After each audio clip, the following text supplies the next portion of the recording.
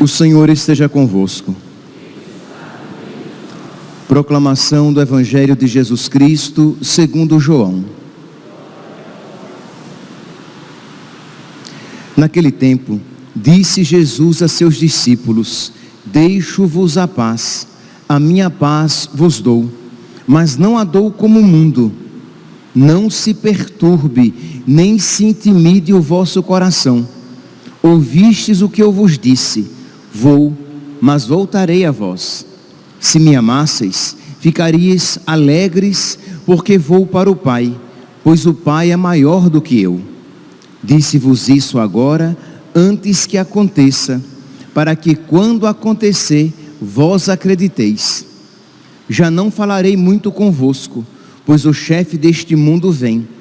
Ele não tem poder sobre mim, mas para que o mundo reconheça que eu amo o Pai, eu procedo conforme o Pai me ordenou. Palavra da salvação.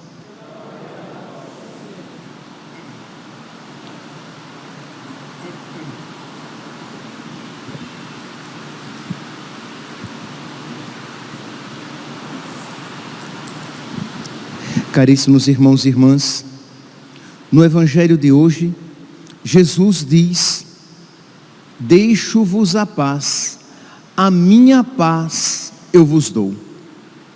É interessante aqui, meus irmãos, que nós façamos uma diferenciação. Jesus, ele faz, quando ele diz, a minha paz eu vos dou, ele está diferenciando a paz mundana aqui, compreendamos, não é a paz pecaminosa, entende? Mundana aqui compreendamos a paz que vem do mundo natural. Isto é, o que é a paz do mundo natural? É a ausência de conflitos, é a ausência de contrariedades, é aquela que nos possibilita emoções tranquilas, é aquela que nos isenta de sofrimento. É a paz do mundo, é a paz meramente natural. Mas Jesus diz: eu não vos dou a paz como o mundo vos dá, eu vos dou a minha paz. Eu vos dou aquela paz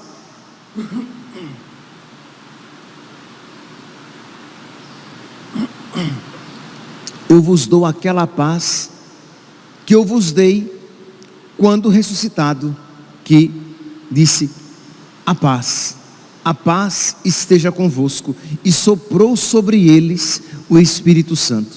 Então, nós estamos falando aqui de uma paz espiritual, de uma paz celeste, de uma paz sobrenatural, da paz do Cristo obediente e ressuscitado. Então, que nós tenhamos em mente, estamos falando de uma paz diferente, de um dom dado por Deus aos seus. Pois bem, e o que é, meus irmãos, em que consiste esta paz? Esta paz consiste em estar na vontade de Deus. Essa paz, ela é fruto da obediência a Deus. Esta paz, ela é uma consequência da nossa aceitação da vontade de Deus. Jesus diz aqui, continuemos, ele diz: deixo-vos a paz, a minha paz eu vos dou, não a dou como o mundo a dá. Não se perturbe o vosso coração. Jesus retoma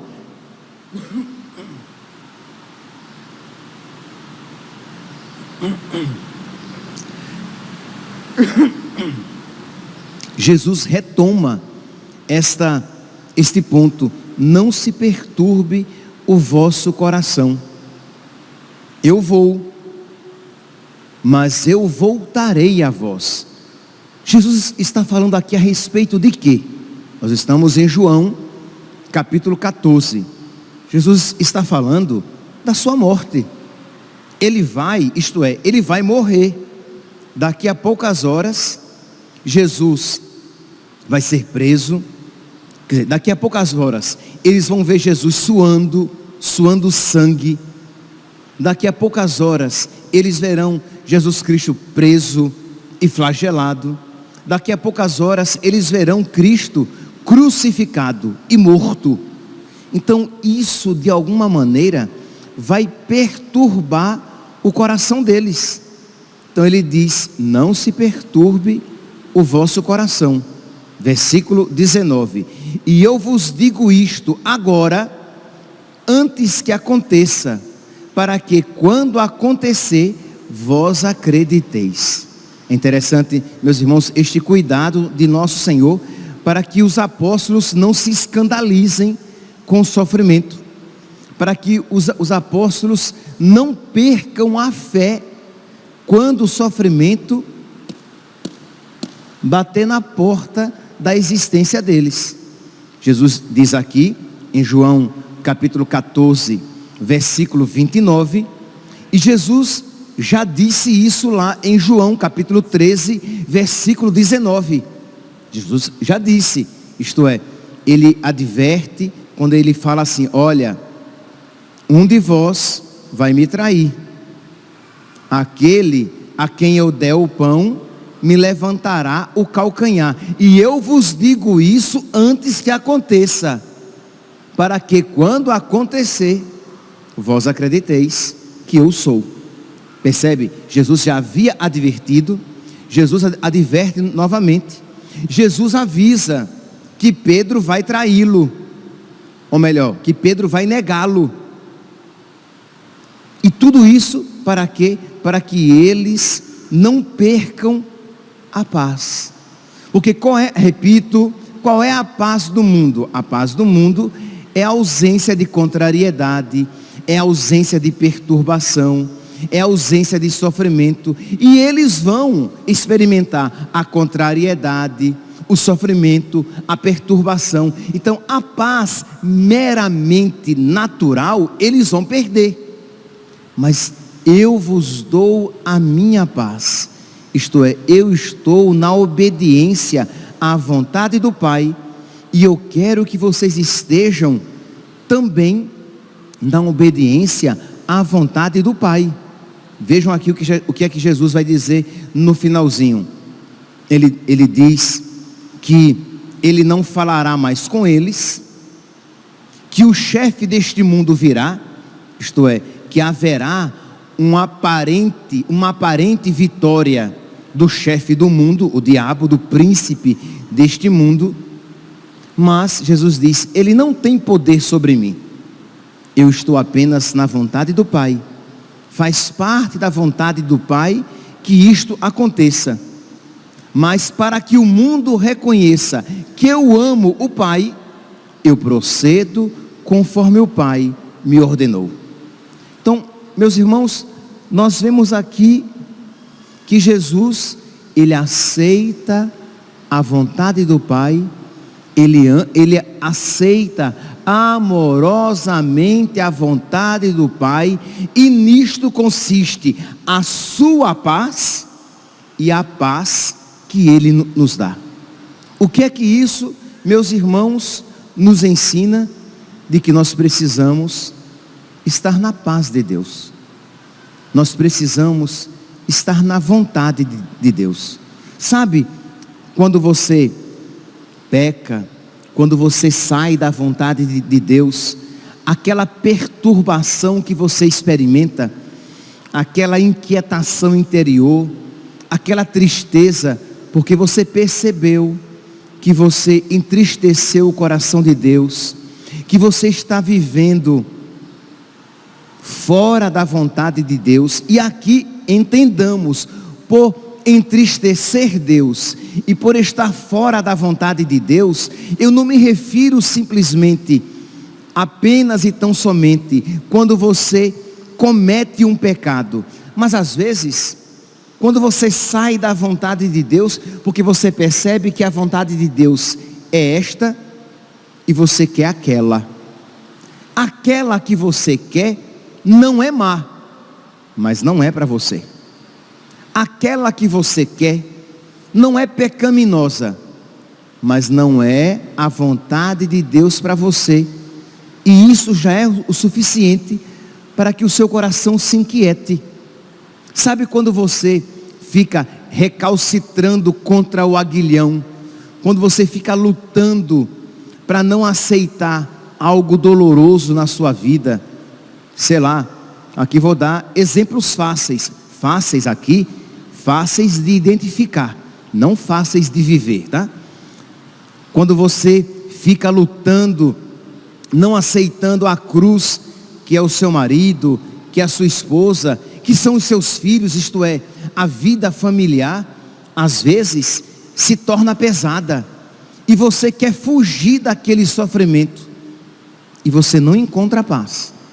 Mas quando você abraça e beija a sua cruz, a paz de Jesus se faz presente no seu coração.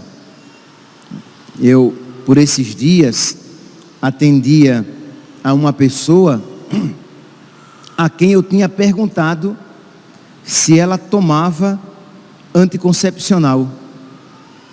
E ela disse assim: graças a Deus, padre, este sofrimento eu não trago mais. E aí assim, eu fiquei curioso por essa resposta. E eu perguntei: por que você diz isso? Porque, padre, eu usei durante muito tempo. E durante todo este tempo eu trazia uma angústia no meu coração. Porque para fugir de um sofrimento que eu interpretava como sofrimento ter filhos, eu me entregava a um sofrimento muito maior. Quando eu tirei, que alegria, padre, que paz, poder me confessar, poder receber Jesus, e ela estava grávida, e aceitar a vontade de Deus. E eu nem sabia. Ela disse: padre, eu estou grávida. E eu disse: e qual é a sensação? Alívio, padre. Deus queria trazer mais uma criança ao mundo. Então, meus irmãos, é esta paz que Jesus nos dá, a paz de estar na vontade de Deus, mesmo que você experimente sentimentos contraditórios, emoções contraditórias, inquietações psicológicas, mas lá no fundo do seu coração, você está em paz, porque você sabe que você está na vontade de Deus, porque você sabe que você está alegrando a Deus, porque você sabe que se você morrer, você vai para Deus, porque você está na vontade, na obediência, na aceitação da vontade de Deus. Mesmo, repito, mesmo que na superficialidade da sua alma você experimente agitações, você experimente aflições, mas lá no fundo você experimenta a paz do ressuscitado. Quando nós olhamos para a primeira leitura de hoje, nós podemos ver isso. Diz aqui que São Paulo, ele está em missão, ele está pregando o nome de Cristo, ele é apedrejado. Então ninguém aqui vai negar que ele está experimentando emoções conflitantes, né? Ninguém aqui vai negar de que ele experimenta contrariedade. Ele é apedrejado e ele fica como morto, ao ponto de os discípulos o arrastarem para fora da cidade, achando que ele tinha morrido. E diz que ele se levanta, versículo 20, Atos dos Apóstolos, capítulo 14, versículo 20, ele se levanta e entra de novo na cidade. Está louco? Poderíamos dizer. Você acabou de ser apedrejado e você volta para a cidade. Ele volta porque aquela é a vontade de Deus para ele, que ele pregue naquela cidade. E ele volta para aquela cidade. E ele vai dizer o que depois aos discípulos? É preciso que passemos por muitos sofrimentos para entrar no reino de Deus. E aqui, meus irmãos, não é alguém que está em choque dizendo isso. Não é uma pessoa histérica que isso grita. Mas é alguém que sabe que a cruz, que passar pela cruz, faz parte da vontade de Deus para a nossa vida. De Deus, que é Deus, e que por ser Deus, sabe o que é o melhor para nós. De Deus, que é amor e nos ama, e que porque nos ama, nos chama a um caminho semelhante ao do seu Filho. Então, ele diz, faz parte da minha vida, faz parte da minha missão, faz parte do meu caminho, e não só do meu caminho, do nosso caminho, que nós passemos por tribulações, que nós passemos por sofrimentos, para entrar no céu, para entrar no reino de Deus.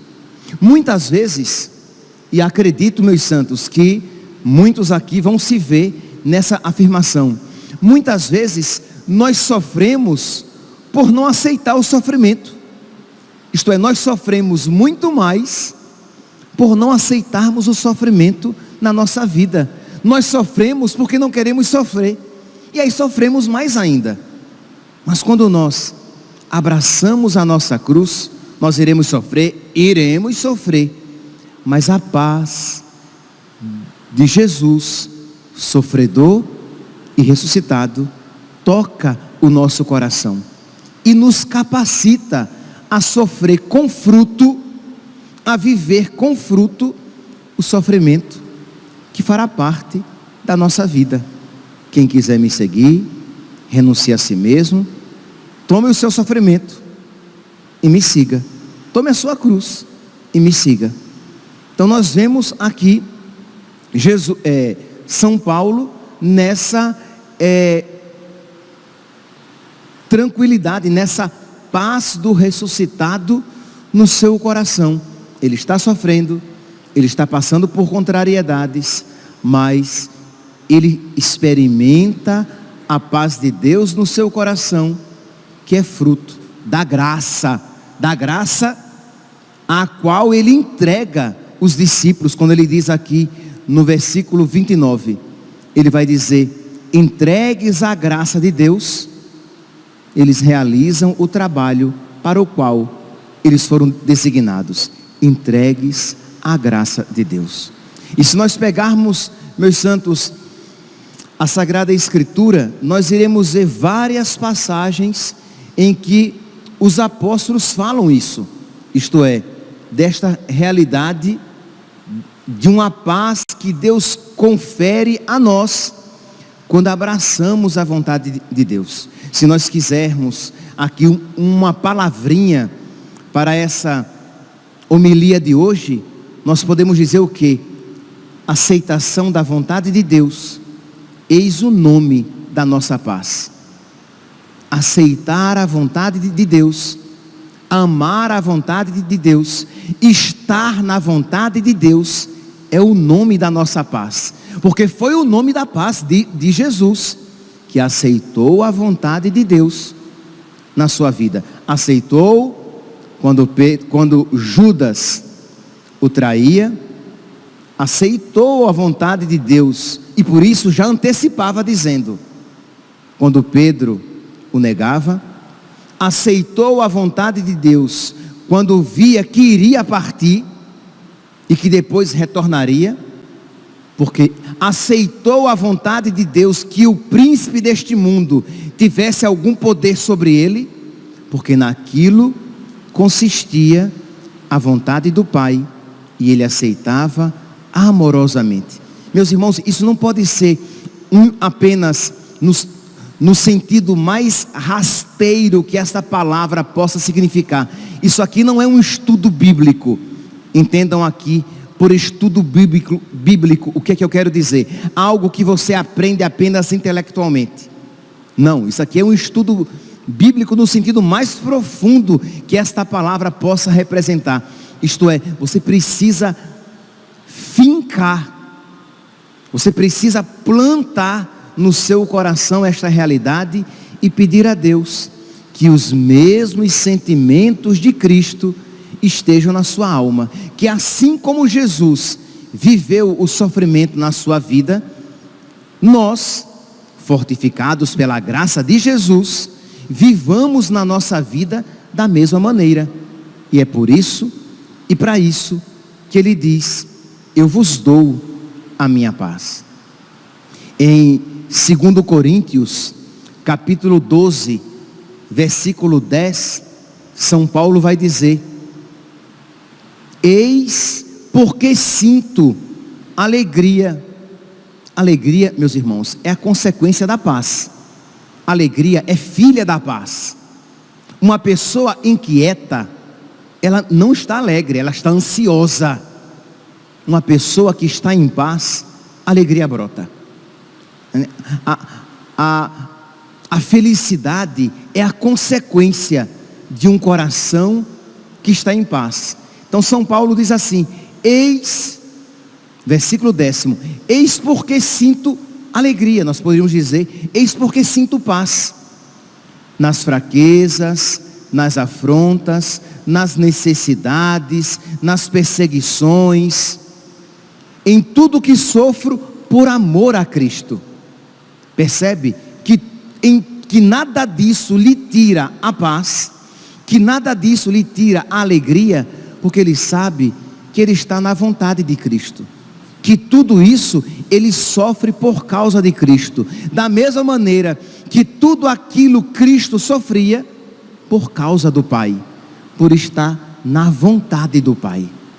São Pedro vai dizer algo semelhante lá em 1 Pedro, capítulo 4, versículo 13 e seguintes. São Pedro vai dizer assim: eis porque eu me alegro em participar dos sofrimentos de Cristo. Percebe que ele compreende os sofrimentos da vida dele em íntima união com os sofrimentos de Cristo. Isto é um homem que vive na presença de Deus e que tudo experimenta a partir de Deus, em Deus. Então os sofrimentos dele são os sofrimentos de Cristo, e os sofrimentos de Cristo são os seus sofrimentos. São Paulo vai dizer isso de uma maneira muito semelhante lá em Colossenses, quando ele diz assim: eu completo na minha carne, eu completo o que falta na minha carne da paixão de Cristo pela igreja. Quer dizer, essa íntima união, meus santos, não pode ser diferente para quem comunga o corpo, sangue, alma e divindade de nosso Senhor. Ali, isso se dá na palavra de alguma maneira, mas na Eucaristia, isso acontece de uma maneira excepcional, de uma maneira maior, de uma maneira, nós podemos dizer, física, em que o corpo de Cristo se torna o nosso corpo, e de alguma maneira o nosso corpo, o corpo de Cristo.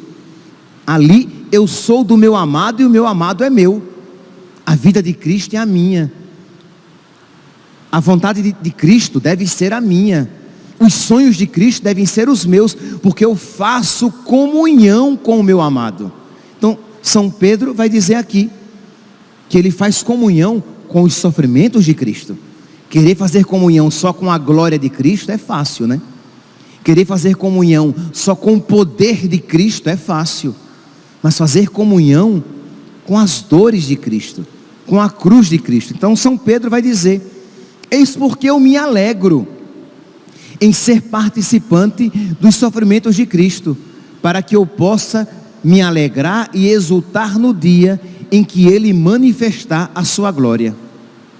Por isso, se fordes ultrajados pelo nome de Cristo, sois bem-aventurados, porque o Espírito da glória, o Espírito de Deus está em vós. Jesus vai dizer isso de uma outra maneira lá no Evangelho de São Lucas, no capítulo 6, no versículo 22. Bem-aventurados sereis quando os homens vos odiarem, vos expulsarem, vos ultrajarem, vos repelirem por causa do meu nome, alegrai-vos e exultai, porque grande será a vossa recompensa. Por que seremos bem-aventurados? Porque nisso consistiu também a bem-aventurança de Cristo. Ele sofreu isso. Ele foi ultrajado, perseguido por causa do Pai. E se nós formos ultrajados e perseguidos, se nós sofrermos por causa do Filho, nós seremos bem-aventurados. Meus irmãos, peçamos a Deus que isso não seja apenas uma teoria na nossa vida.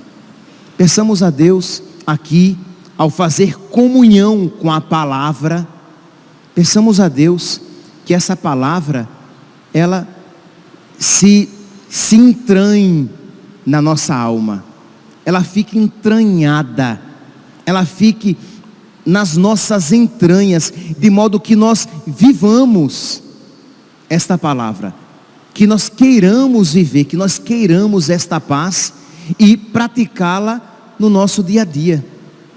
Quando vierem as dificuldades na nossa vida, quando você experimentar as exigências do Evangelho, quando você experimentar uma certa contrariedade no mundo por ser de Cristo, preparemo-nos, isso se tornará cada vez mais presente, isto é, os cristãos seremos cada vez mais odiados pelo mundo por sermos cristãos. Nós nos tornaremos cada vez menos aceitos no mundo por sermos cristãos. Isto já está acontecendo em uns lugares mais, em outros lugares menos. O evangelho pregado se tornará cada vez menos aceito, e nós iremos sofrer cada vez mais por pregarmos o evangelho tal qual sempre foi pregado há mais de 2000 anos. Já estamos vendo, meus irmãos, pregadores sendo processados por ousarem pregar o evangelho. Isso vai começar a acontecer, e para animar vocês, não apenas com o padre no púlpito, mas para vocês no trabalho, quando vocês ousarem dizer que a prática homossexual é pecado, vão dizer que isso é discurso de ódio, vão até processar você. Quando você ousar dizer que a interrupção da gravidez é apenas um eufemismo, né? É um abrandamento, é uma falsidade para dizer o assassinato de uma criança na barriga da sua mãe, que é isso que é um aborto, é matar uma criança, é cortar os seus braços e arrancar, cortar as suas pernas e puxar. Se o corpo estiver já grandinho, destruir, amassar o seu crânio para puxar, é matar uma criança na barriga de uma mãe. E quando você disser isso, ao invés de ser interpretado como você está defendendo a vida de uma criança, vai ser palavra de ódio, discurso de ódio, e que você será processado por causa disso. Mas antes que nós olhemos para essas realidades longínquas, coloque na sua vida, quando você, para ser fiel à vontade de Deus, você procura ser fiel ao seu matrimônio. Quando você, para ser fiel à vontade de Deus, você vai diminuir um pouquinho do seu sono para rezar todos os dias, pedindo a Deus a graça da fé, pedindo a Deus a graça de romper com o mundo. Quando você, por amor à vontade de Deus, você vai ter que acolher um sofrimento psicológico, físico, isto é, renunciar a algo a que você se sente apegado, mas que você sabe que ali, que naquilo não consiste a vontade, que aquilo não consiste na vontade de Deus. Isto é, quando você, por amor a Deus, você abraçará a cruz. Então vamos pedir a Deus que nos conceda esta sabedoria, que nos conceda esta paz, para que a paz de Jesus, não a paz do mundo, esteja presente sempre no nosso coração. Louvado seja nosso Senhor Jesus Cristo.